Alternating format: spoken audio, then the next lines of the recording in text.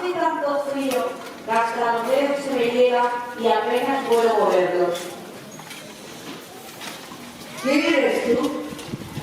¿Qué buscas? Sí. Mi mente bien recuerda que eres uno de los que venía con Jesús. Estás engañada, mujer. Yo no le conozco. Sí. ¿Eres tú uno de los que ayer venía de Galilea a la hora sexta? Te juro que yo no lo he visto siquiera. Eres tú. Eres tú. Tú eres. Jesús me dijo que en esa madrugada, antes de cantar al gallo, yo le negaría 3 veces. Por culpa de esas mujeres he llegado al pastor. Maldito yo, maldito 1 y 1000 veces he llegado al maestro. ¿Cómo no viene sobre mí el rayo de la justicia? Jesús, Jesús, perdóname.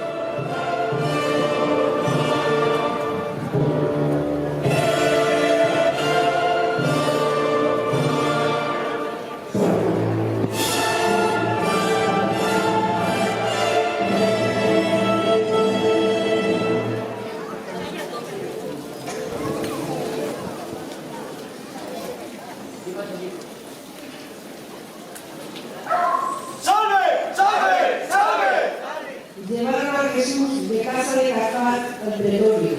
Era el amanecer, y ellos no entraron en el pretorio, para no incurrir en impurezas y poder así comer la Pascua.